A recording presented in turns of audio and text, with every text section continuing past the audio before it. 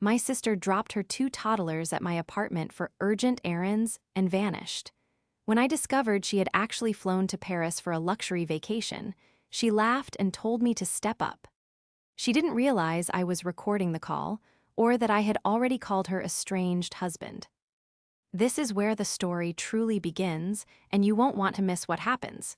Make sure you're subscribed to see it through to the end. We're always curious. Where in the world are you all watching from today? Let us know in the comments. The pounding in my head was synchronous with the pounding on my front door. It wasn't a polite knock. It was a frantic, rhythmic hammering that suggested the building was on fire or someone was being chased. I groaned, rolling over in bed and squeezing my eyes shut against the sliver of afternoon sunlight piercing through the blinds. My body felt like it was made of lead. I had been battling a vicious bout of stomach flu for the last 48 hours, the kind that leaves you trembling, dehydrated, and unable to stand upright for more than a few minutes without feeling the room spin. I had taken a sick day from the firm, a rarity for me, and had silenced my phone, desperate for just a few hours of uninterrupted sleep. The hammering didn't stop. If anything, it got louder. "Molly, Molly, open up. It's an emergency." The voice was muffled by the wood, but unmistakable. It was Amy. I dragged myself out of bed, clutching my stomach. My legs were shaky as I navigated the hallway, grabbing my robe and wrapping it tight around my shivering frame. I unlocked the deadbolt and swung the door open, ready to tell her to go away, that I was contagious, that I couldn't handle whatever drama she was peddling today. I never got the chance to speak. Amy breezed past me like a hurricane in designer heels, pushing a double stroller into my narrow entryway while simultaneously dragging a massive diaper bag that looked heavy enough to contain bricks. "Oh, thank God you're alive," she said, breathless, her eyes scanning the room rather than looking at me. She looked immaculate, hair blown out in perfect waves, makeup flawless, wearing a trench coat that I knew cost more than my monthly rent. In stark contrast, I was pale, sweating, and smelled like Vicks Vapo Rub. "Amy," I croaked, my voice a raspy whisper. "I'm sick, like really sick, you can't be here." I know, you texted me yesterday," she said dismissively, not slowing down. She began unpacking the kids. Bella, my 4-year-old niece, was already unbuckling herself, looking confused. Leo, 18 months old and cranky, was wailing in the back seat. "But this is a total emergency. A crisis. I have absolutely no other option." She lifted Leo out, thrusting the crying toddler into my reluctant, trembling arms. He was heavy, warm, and smelled of baby powder and distress. My stomach churned ominously. "What is going on?" I asked, trying to steady myself against the wall. "Where are you going?" "Errands," she said, the word coming out fast and sharp. "Administrative nightmare. I have to go down to the city center, deal with some bank stuff, maybe meet a lawyer about the separation. It's a mess, Molly. Colin is being impossible, the accounts are frozen, and I just need 3 hours. 4, tops." "Amy, look at me," I pleaded, shifting Leo's weight as he grabbed a fistful of my hair. "I might vomit at any second. I am not in a state to watch 2 children. Can't you call the nanny or mom?" "Nanny quit," she snapped, checking her watch, a gold Cartier tank watch I hadn't seen before. "And mom is in Florida. You are literally the only person I trust with them. Please, Molly, be a sister, I'm drowning here." She looked at me then, really looked at me, and for a second, I saw the familiar manipulation behind her eyes. She knew exactly which buttons to push. She knew I was the responsible one, the fixer, the paralegal who organized everyone's life because I couldn't bear to see things fall apart. 3 hours, I whispered, defeated. "If you're not back by 5, I'm calling the police." "You're dramatic," she laughed, pecking me on the cheek. She smelled of expensive perfume, sandalwood and rose, not the stress sweat she claimed to be in. "I'll be back before you know it. Feed Leo at 3. Bella has her iPad. Love you." And just like that, she was gone. The door clicked shut, leaving me standing in the hallway with a screaming toddler, a confused 4-year-old, and a fever that was rapidly spiking. The next few hours were a blur of misery. I managed to get Leo settled with a bottle, propping myself up on the sofa with a bucket nearby just in case. Bella was surprisingly well-behaved, sitting on the rug with her coloring book, occasionally glancing up at me with wide, worried eyes. "Auntie Molly, are you dying?" she asked innocently around 4:00 p.m. "No, sweetie," I managed to say, wiping cold sweat from my forehead. "Just very sick. Mommy will be back soon." Bella frowned, stopping her coloring. She looked at the clock on the wall, then back at me. "Mommy isn't coming back soon." I blinked, trying to focus. "What do you mean?" She said she had errands. Bella shook her head, her little pigtails bouncing. She looked incredibly sure of herself in the way only 4-year-olds can be. "No, Mommy said errands are for boring people." She packed the big pink suitcase, the one with wheels. A cold chill that had nothing to do with my fever went down my spine. "Bella, did Mommy take the suitcase with her today?" "She put it in the Uber," Bella said matter-of-factly. "She told me not to tell, but she said she needs a break. She said she's going to see the big tower." My heart stopped. The big tower. "The one in the movie," Bella clarified, returning to her crayon. "The one in Paris. Mommy is on a vacation." I stared at the child, my brain struggling to process the information. Paris? It wasn't possible. She had dropped them off 3 hours ago. She said she was going to the bank. She said she was meeting a lawyer. I grabbed my phone from the coffee table. My fingers were shaking so badly I mistyped my passcode twice. I opened Instagram. Nothing new. I opened Facebook. Nothing. But then I remembered. Amy had a private Snapchat she used for her close friends circle, a circle she often forgot I was a part of because I rarely used the app. I opened it. There was a story posted 40 minutes ago. It was a video. The camera panned around the interior of a first-class cabin, champagne flute in hand, legs stretched out in a plush leather seat. The caption read, "Au revoir, boring life. Paris awaits. Airplane, clinking glasses, self-care mommy break." The timestamp showed she was already in the air. The betrayal hit me harder than the virus ever could. It wasn't just that she left me with the kids while I was sick. It was the premeditation, the suitcase in the Uber, the lie to my face. She looked at her sick sister, handed over her children, and fled the country. I sat there, the phone slipping from my hand onto the couch cushions, staring at Bella. My sister hadn't gone to run errands. She had abandoned her children with a woman who could barely stand up to go drink champagne in France. The betrayal was worse than the diagnosis itself, I whispered to the empty room. For a solid 10 minutes, I just sat there, paralyzed. The physical nausea was now competing with a rising tide of panic and rage. My sister was on a transatlantic flight. She was at least 30,000 feet in the air, unreachable, untouchable. Leo started to fuss in his playpen, the sound piercing through the fog in my brain. I took a deep breath, forcing the air into my lungs. "Prioritize, Molly. You do this for a living. Analyze the facts, determine the immediate needs, execute a plan."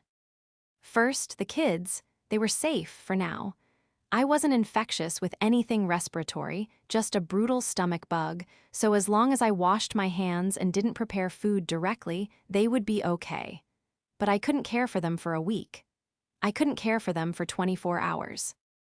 I needed to confirm this wasn't some sick joke.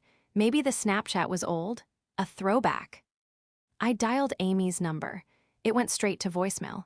"Hi, you've reached Amy, leave a message, but I probably won't listen to it." I tried FaceTime, failed instantly. Then I remembered the Find My app. We shared locations for safety, a pact we made years ago when she was going through her party phase and I was the designated driver of her life. I opened the map. Her icon wasn't at the downtown bank. It wasn't at a lawyer's office. It was moving rapidly over the Atlantic Ocean. The reality settled in like a heavy stone in my gut. She had actually done it. I went into the kitchen, poured a glass of water, and forced myself to drink it. Then I went back to the living room and looked at Bella. "Bella, honey, I said, trying to keep my voice steady. Did Mommy say when she was coming back? Bella shrugged without looking up. She said when she feels better. She said she's tired of crying. I gritted my teeth. Amy wasn't tired of crying. Amy was tired of responsibility. My phone buzzed. It was a text from Amy. It must have been sent using the in-flight Wi-Fi. Amy landed safely in spirit. Don't be mad, I needed this. You're the best aunt ever. See you in a week. Zoxa. A week, she was gone for a week. I didn't text back immediately. I needed to hear her voice. I needed her to hear mine. I waited. I watched the flight tracker app I had quickly downloaded, plugging in the flight number visible on her champagne ticket in the Snapchat video. 6 hours later. It was now 10:00 p.m. The kids were finally asleep, Leo in my bed surrounded by pillows, Bella on the couch. I was exhausted, my fever having spiked and broken again, leaving me drenched in sweat. The tracker showed, landed. I waited 20 minutes for her to get Thraug. H Customs or turn her phone on, then I called. It rang, 1 ring, 2 rings. Hello. Her voice was cheerful, surrounded by the ambient noise of a busy airport terminal. There was laughter in the background, a man's laughter. Amy, I said. My voice was low, deadly calm. It was the voice I used when opposing counsel tried to hide assets in a divorce discovery. Molly, I told you not to call, roaming is expensive, she giggled. Did you get my text? I seriously had to get out. The stress was killing me. You understand, right? You left your children, I said, enunciating every syllable. You left your children with your sick sister, lied about running errands, and flew to another continent. Oh, stop being so dramatic, she scoffed.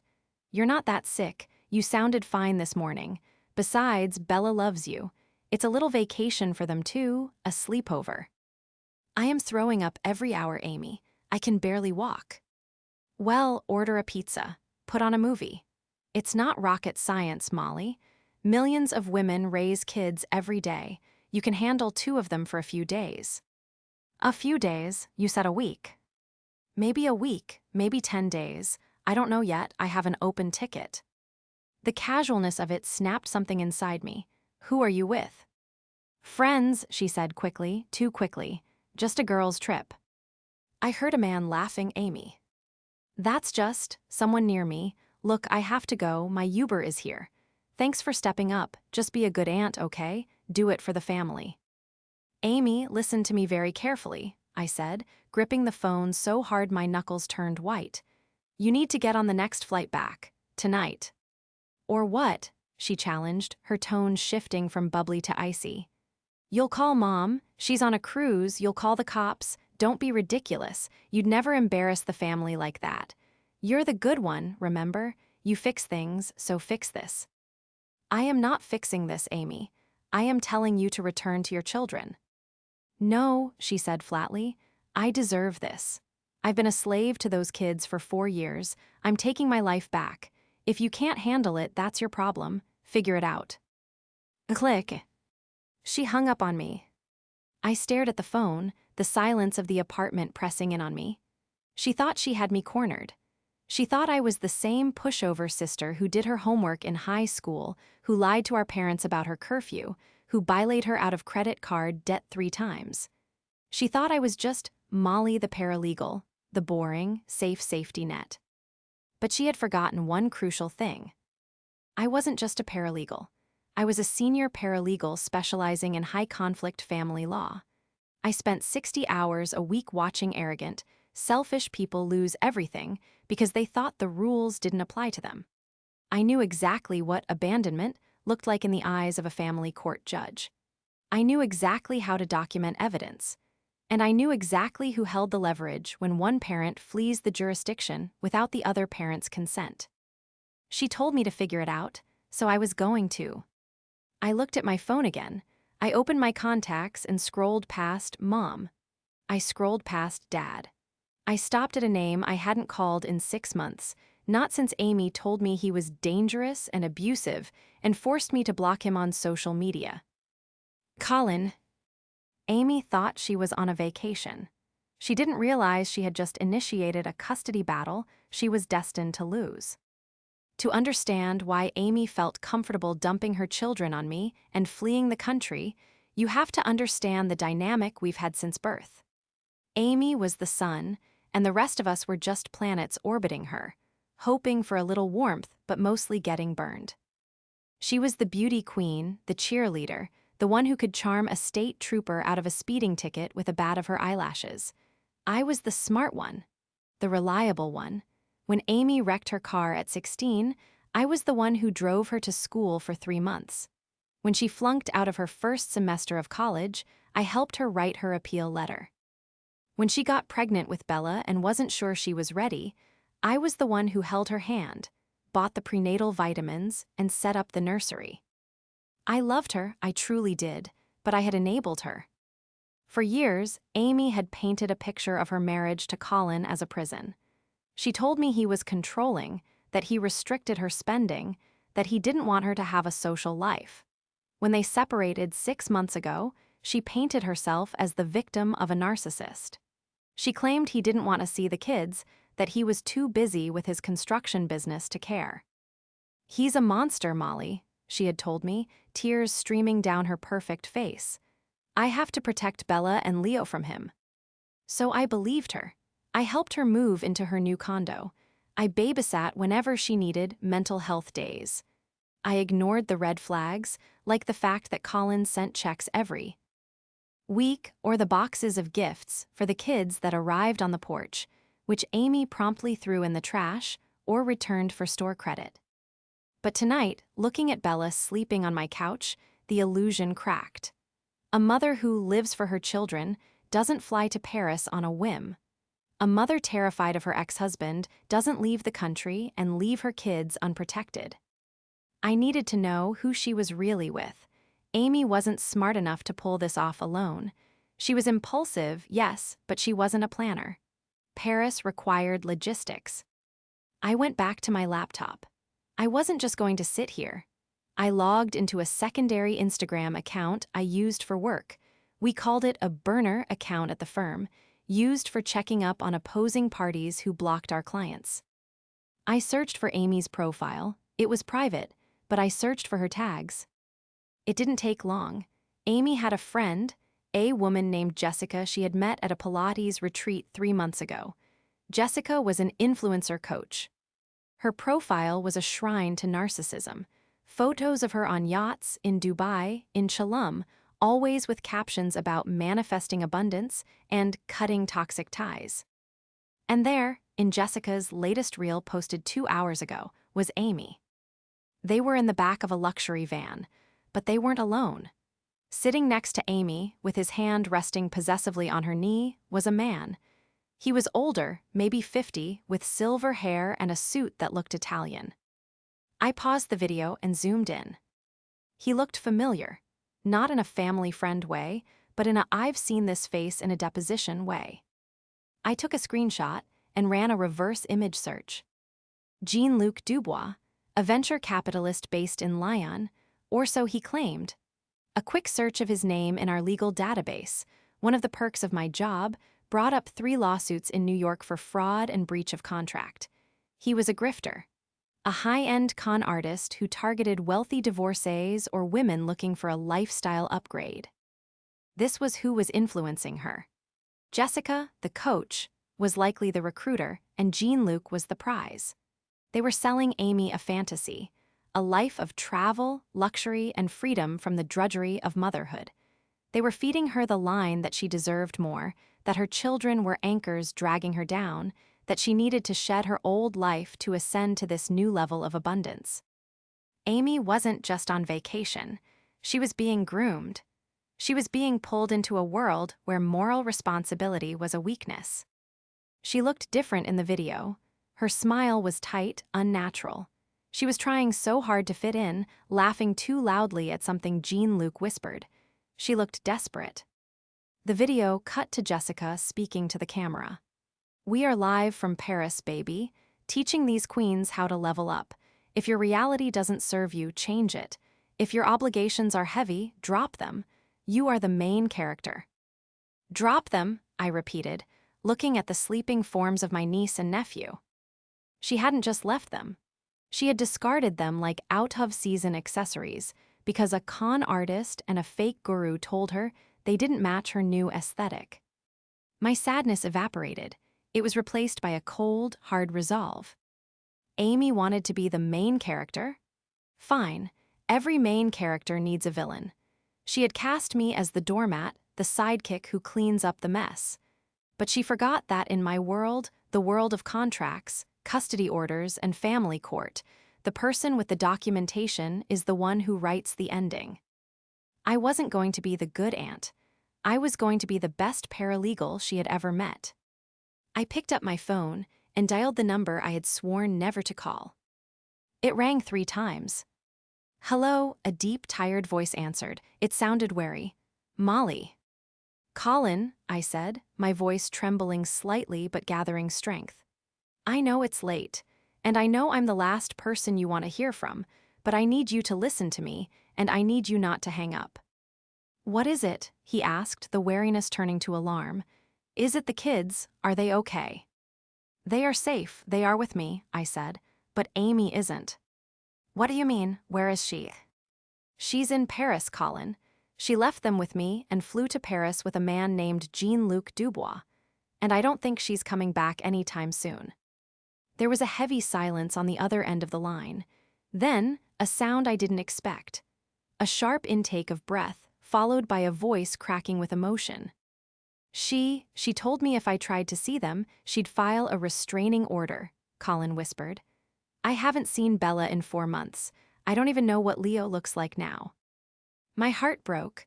All the lies Amy had told me crumbled instantly. "Colin," I said firmly, "do you have a lawyer?"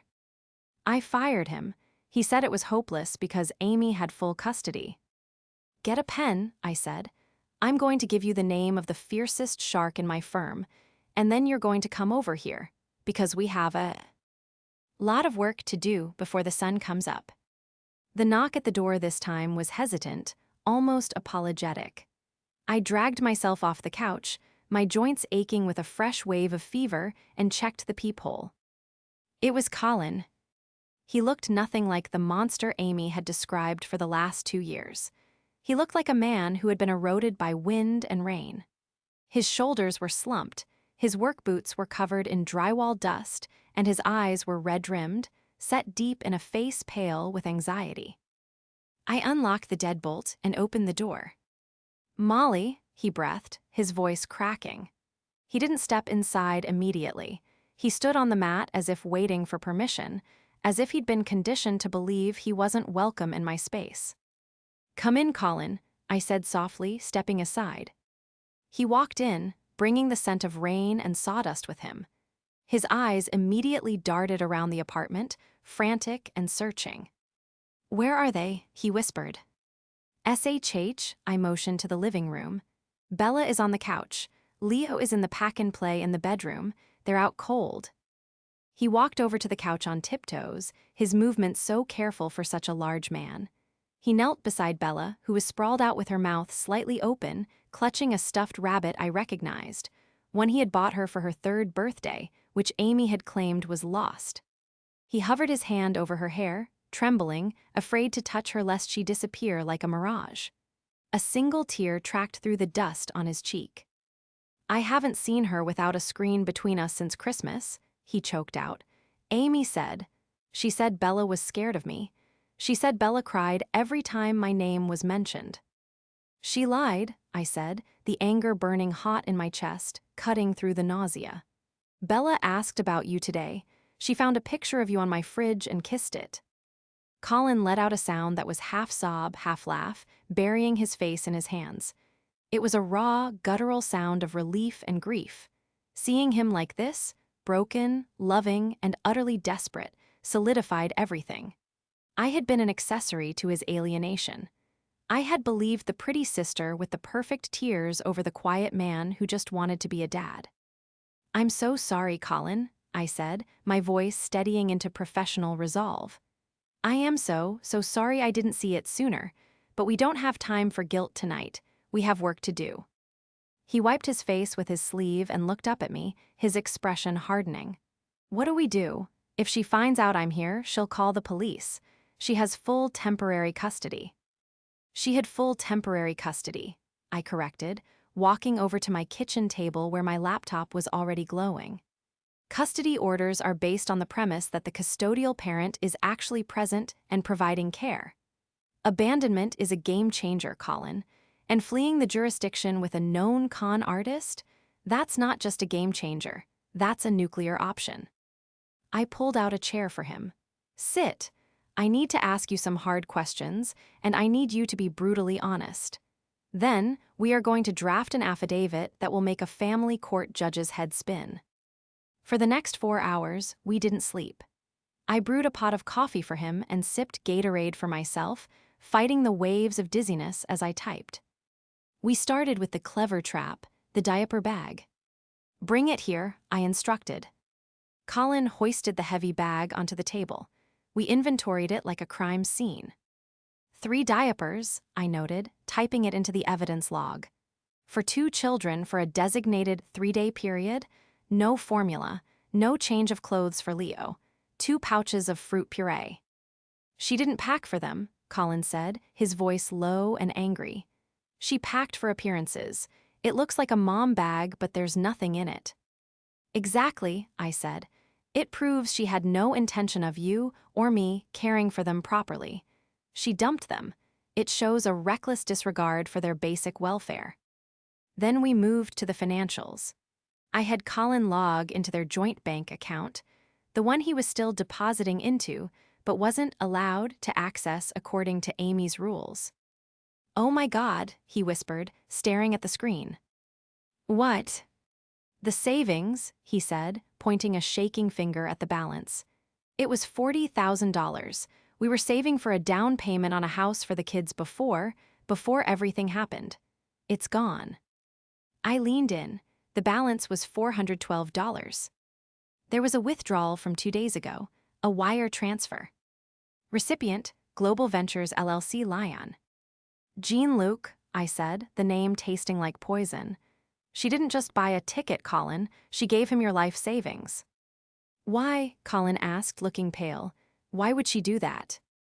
Because that's how the scam works, I explained, my fingers flying across the keyboard, capturing screenshots of the transaction history.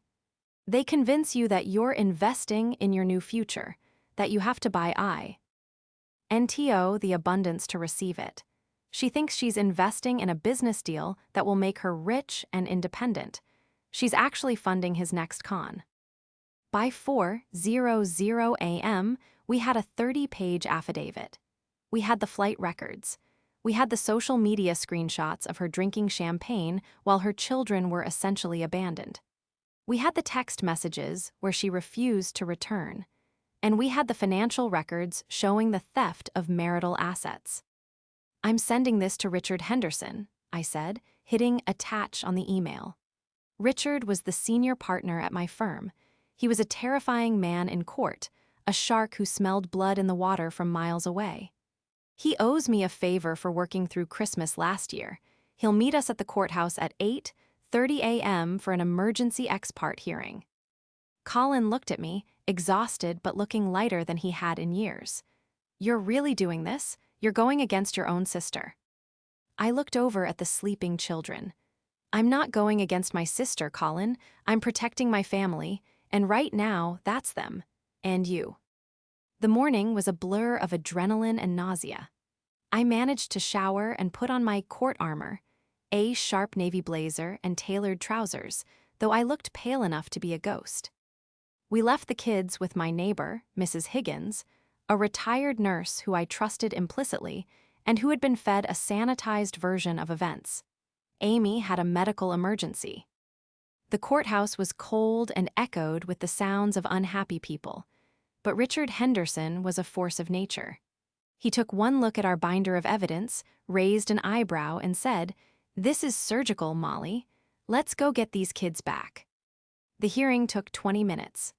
The judge, a stern woman who had zero tolerance for parental negligence, looked at the photo of Amy in first class, then at the timestamp of her text telling me to figure it out, and finally at the bank transfer.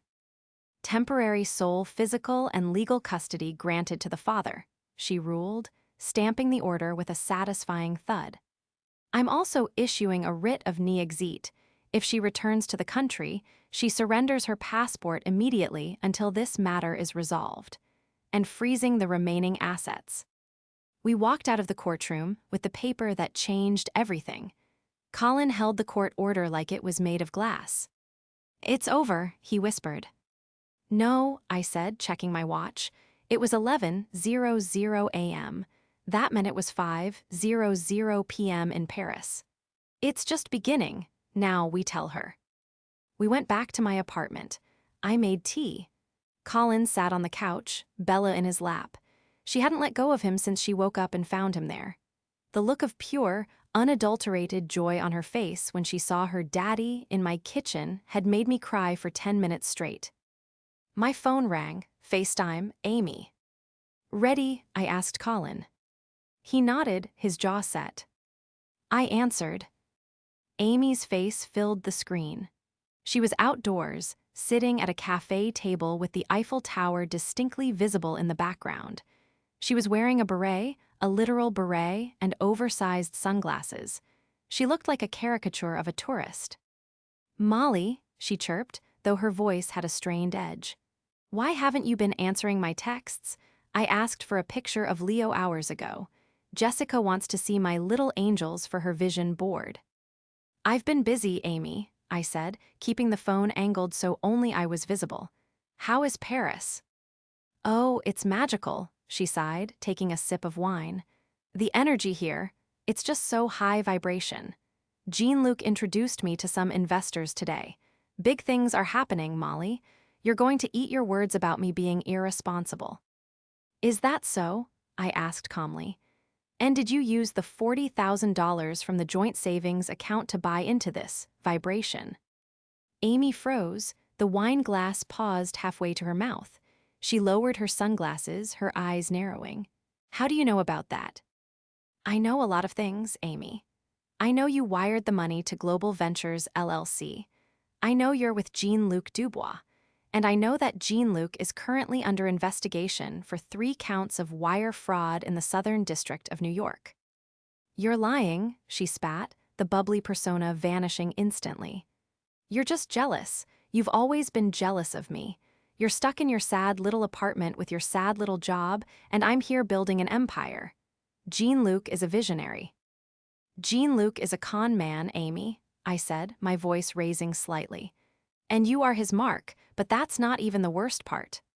"Shut up, I'm hanging up. Don't expect me to pay you for babysitting." "You don't have to pay me," I said, "but you might want to talk to the person who is actually watching your children right now." I turned the phone. I panned the camera to the couch. To Colin, to Bella, who was snuggled into his chest, laughing as he tickled her arm. The silence on the line was absolute. It was the silence of a vacuum. What?" Amy's voice was a strangled whisper. "What is he doing there? Molly, get him out. He's dangerous. He's not allowed near them." "Hi, Amy," Colin said. His voice wasn't angry. It was just, "Done. I'm not going anywhere." "Molly," she screamed, the sound distorting on the speaker. People at the cafe behind her turned to look. "I am calling the police. I have a custody order. You are kidnapping my children. This is illegal." "Actually," I said, turning the camera back to myself and holding up the document we had just secured. "It's perfectly legal. This is an emergency ex parte order signed by Judge Harrison 2 hours ago. Colin has full sole custody, effective immediately. The judge found that fleeing the country and leaving your toddlers with a sick relative constituted immediate and irreparable harm. You lost them, Amy." "No," she breathed, her face draining of color. "You can't do that. You're my sister." "I'm their aunt," I said sharply. "And I'm a mandatory reporter. You abandoned them." "Put Colin on," she demanded, panic finally setting in. "Colin, you can't do this. I'll come home. I'll come home right now. Just undo it." "You can't undo it, Amy," Colin said from the background. "And don't bother rushing to the airport." Why? She shrieked. Because, I cut in, delivering the final blow for this round. The judge also froze the joint accounts to prevent further dissipation of assets. You spent the last of your cash on that wine. Your cards aren't going to work. I watched the realization hit her. She looked down at the bill on the table, then back at the phone, terror in her eyes. Molly, please. I hope the abundance pays for your ticket home, Amy, I said, because we aren't. I ended the call. The silence after the call was heavy, but it wasn't peaceful. We had poked the bear, and even a bear trapped in a luxury Parisian trap would fight back. She's going to spiral, Colin said, stroking Bella's hair. When Amy gets cornered, she gets vicious. Let her, I said, though my hands were shaking again. The adrenaline was wearing off and the sickness was creeping back in. Everything she does now is evidence. Every crazy text, every threat, every social media rant, we capture it all. And spiral she did. Over the next 24 hours, Amy's social media transformed from a curated travelogue into a frantic smear campaign. She posted stories of herself crying in her hotel room, which looked significantly smaller than the one she had started in, claiming that her abusive ex and jealous sister had stolen her babies while she was on a business trip. She tagged men's rights groups. She tagged toxic family pages. She tried to weaponize the internet against us. But while she was fighting a PR war, I was fighting the actual war. I took the rest of the week off work. My boss, having seen the affidavit, told me to take as much time as I needed. Bury him, he had said, referring to Jean-Luc. I dug deeper into Jean-Luc Dubois. The name was an alias, obviously. His real name was Lucien Morty, a mid-level grifter from New Jersey who had fled to Europe 3 years ago to avoid a grand larceny indictment. I found a forum, a deep web message board dedicated to victims of romance scams. I searched his alias. I found a thread, scammed by Global Ventures / Jean-Luc, read here. I connected with a woman named Sophie in London. We spoke on the phone while Colin took the kids to the park. The first time he had been allowed to take them to a playground in a year. He destroyed me, Sophie told me, her voice flat and devoid of hope. He promised me we were opening a gallery. I liquidated my pension. He took £200,000 and left me in a hotel room in Rome with a maxed-out credit card and a fake diamond necklace. I need proof, Sophie, I said. I need something that links him to the pattern. My sister is with him now. She's not a victim yet in her own mind, but she's about to be. I have emails, Sophie said. I have the fake business plans, and I have a recording. He likes to record his wins. He sent me a voice note mocking me after he left. It's vile. Send it, I said. When the file arrived, I played it. It was Jean-Luc's voice, smooth and arrogant. Sophie, darling, don't be tragic. You paid for an experience. You felt young again for a month. That's a service. Consider the money a tuition fee for the school of life. It was chilling, but it was exactly what I needed. Meanwhile, Amy's situation in Paris was deteriorating. The freeze on the accounts had worked. She sent me a barrage of texts ranging from begging to threatening death. Amy, my card got declined at the hotel. They are threatening to call the police. Fix this now. Amy, I have no food. I am your sister. How can you be so cruel? Amy, Jean-Luc is going to sue you for defamation. He has powerful lawyers. He doesn't have lawyers. I told Colin that even in. Showing him the texts. He has an exit strategy. What do you mean? Grifters don't stay when the money dries up, I said. Amy is no longer a source of funds. She's a liability. He's going to dump her.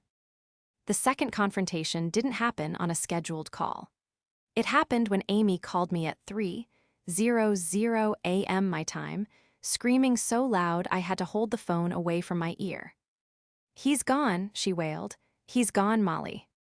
Who is gone? I asked, sitting up in the dark, fumbling for my glasses. Jean-Luc, I came back from the embassy, trying to get my passport sorted, and the hotel room was empty. His bags are gone. My laptop is gone. He took my jewelry. I told you, Amy, I said, feeling no satisfaction, only a weary sadness. I told you who he was. He left a note, she sobbed, her voice breaking into hiccups. It says tuition fee. What does that mean? I closed my eyes. The recording, he had used the same line. It means you've been played, I said. It means you are alone in Paris with no money, no passport, and pending criminal charges for child abandonment back home. Help me, she whispered. It was the first time in her life she had asked for help without an ounce of entitlement. It was the voice of a child who had broken a vase and didn't know how to fix it. Please, Molly, I'm scared. I want to come home. I want my kids. You can come home, I said, my voice hard. I will arrange a ticket using my miles, but you need to understand something, Amy. Anything, she cried. You aren't coming home to your kids. You're coming home to a court hearing. Colin has custody. You are going to have to answer for everything you did. Everything. But I'm the mom, she faltered, the old entitlement flickering faintly. Not anymore, I said. Right now, you're just a defendant. I'll email you the flight details. Don't miss it. I hung up and walked into the living room. Colin was asleep on the floor next to the playpen, his hand reaching through the mesh to hold Leo's tiny foot. The spell was broken. The antagonist was destroyed. But the debris field she had left behind was massive, and we were the ones who would have to clean it up. The family meeting was summoned 3 days after Amy landed. She hadn't been arrested at the airport. I hadn't pressed criminal charges yet, opting to hold that card in reserve. But she had been served with the custody papers the moment she stepped through customs. She had retreated immediately to our parents' house. Mom and Dad had cut their Florida trip short, flying back in a panic after receiving hysterical calls from Amy claiming I had kidnapped her children and that Colin had brainwashed me. The stage was set in our childhood living room. It was a room that usually smelled of cinnamon and safety, but today the air was thick with a suffocating tension. My mother sat in her armchair, looking pale and torn. My father stood by the fireplace, his arms crossed, his face unreadable. Amy sat on the sofa. She looked tragic. She had clearly spent hours curating her appearance to evoke maximum sympathy. She wore no makeup, her hair was pulled back in a messy bun, and she was wearing an oversized sweater that made her look small and frail. She was weeping softly into a tissue when Colin and I walked in. "You're here," Amy sniffed, looking up with wide, tear-filled eyes. "Mom, tell them to give me my babies back. I made a mistake, okay? I went on a trip. People go on trips. That doesn't mean you steal their children." Mom looked at me, her eyes pleading. "Molly, honey, surely this has gone too far. Amy made a terrible judgment call, we know that. But Colin taking full custody, freezing her accounts, she's their mother, she's destitute." "She's not destitute, Mom," I said, my voice calm, contrasting sharply with Amy's theatrics. I walked over to the coffee table and placed a heavy black binder down with a deliberate thud. "She's a victim of her own greed, and we aren't here to negotiate custody. That's already done. We're here so you understand why we aren't going back." "He's lying to you," Amy screamed, pointing a shaking finger at Colin, who stood silently by the door, a sentinel of resolve. "He manipulated Molly. He's trying to punish me for leaving him." "Amy, stop," I said. I opened the binder. "Mom, Dad, you need to see this." I laid out the photos first. The screenshots of the first-class champagne toast. The time-stamped texts where she told me to figure it out while I was sick. The video of her partying in Paris while Bella was asking why Mommy left. Mom picked up the photo of the champagne toast, her hand trembling. You said you went for a mental health retreat, Amy. You said you were in a clinic." "I was," Amy lied, her eyes darting around the room. That was juice. It was a therapy exercise." "It was Dom Perignon," I corrected dryly. "And this," I pulled out the bank records, "this is the $40,000 from her and Colin's joint savings. The money meant for Bella's school tuition and a house down payment." I pushed the paper across the mahogany table. Wire transfer to Global Ventures LLC. Date, the day she left. My father stepped forward, picking up the document. He adjusted his reading glasses, his brow furrowing. Amy, did you take the savings, all of it? I invested it, Amy cried, standing up now, her voice rising to a shriek. I was doing it for us. Jean-Luc said it would triple in a month. I was going to buy us a mansion, Dad. I was trying to provide. You gave it to a con man because you wanted to be rich without working, I said, cutting through her delusion. And when he left you, what did he say? What was the note, Amy? Amy went white. She sank back onto the sofa. I have something else, I said. I pulled out my phone and connected it to the Bluetooth speaker on the side table. I spoke to another woman Jean-Luc scammed. He likes to record his victories. I pressed play. The voice of Jean-Luc filled the room, smooth, arrogant, and mocking. It wasn't the recording from Sophie this time. It was a voicemail he had left Amy that I had retrieved from her cloud backup during discovery. Amy, Sherry, do not look for me. Consider the money a small price for the lesson. You were never a partner. You were. How do you say? Heavy baggage. Go back to your little life. You are too desperate for my world. The silence that followed was absolute. The humiliation hung in the air, heavy and suffocating. Amy wasn't just a victim. She was a fool who had gambled her family's security on a compliment from a predator. You, Mom whispered, staring at Amy as if seeing her for the first time. You emptied the savings account for him. I thought he loved me, Amy wailed, burying her face in her hands. I just wanted to be special. I hate my life. I hate being a mom. It's so hard and nobody helps me. Nobody helps you? Colin spoke for the first time. His voice was low, shaking with suppressed rage. He stepped into the center of the room.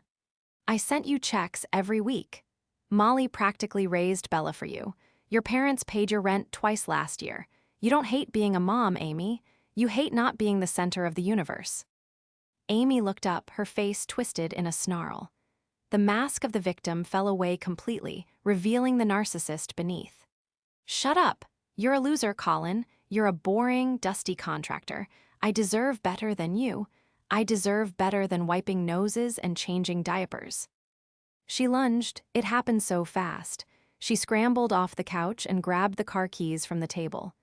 I'm taking them. They're my kids. You can't stop me. She tried to push past me to get to the door, presumably to drive to my apartment where the kids were with the sitter.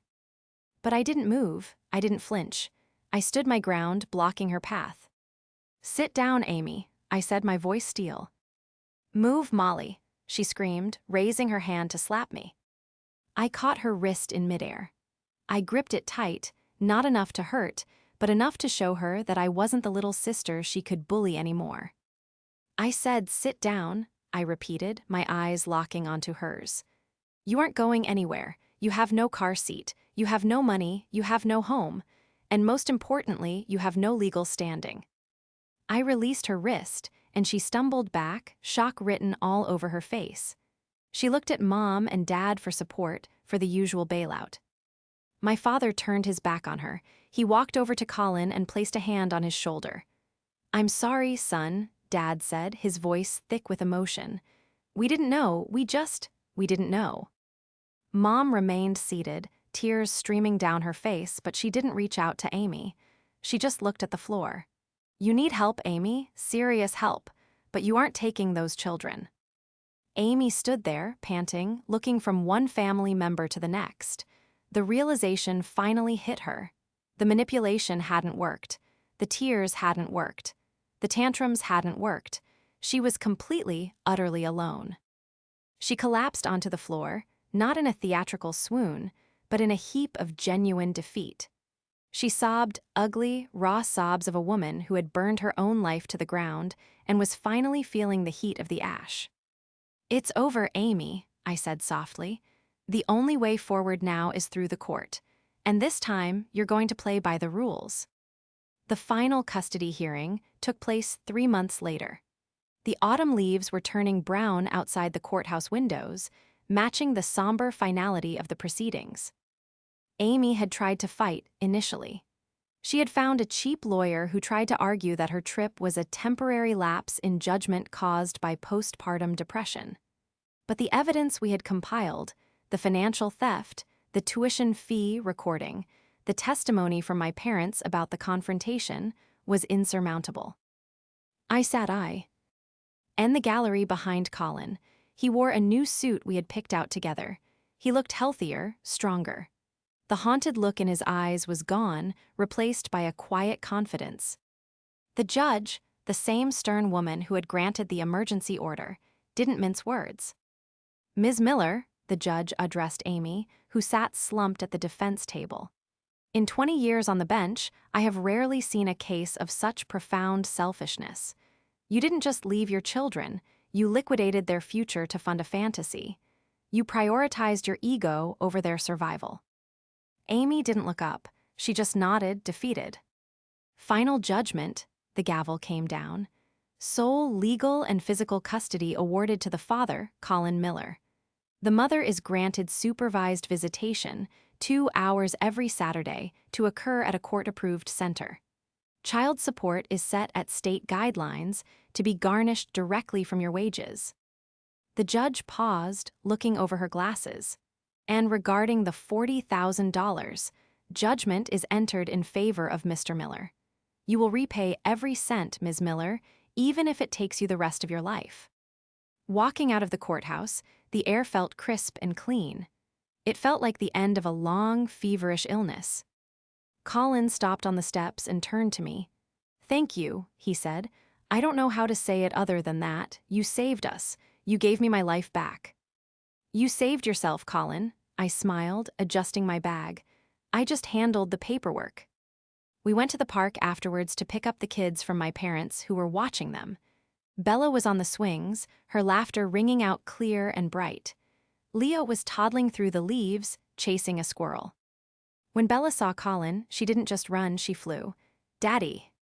He caught her, swinging her up into the air, burying his face in her neck. The sound of their reunion was the best closing argument I could have ever asked for.